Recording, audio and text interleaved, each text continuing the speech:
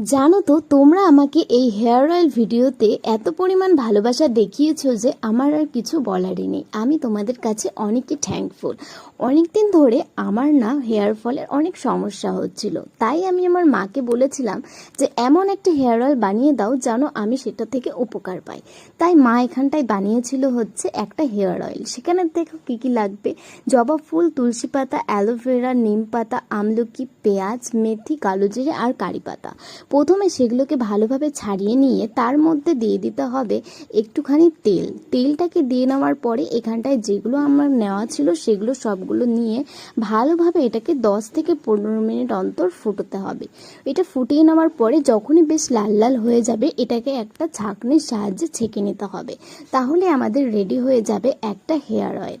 তার মধ্যে দিয়ে দিতে হবে আমলকি কুচিগুলো। তো এটাতে চুল লম্বা হবে, কালো হবে, ঘন হবে আর মজবুত হবে।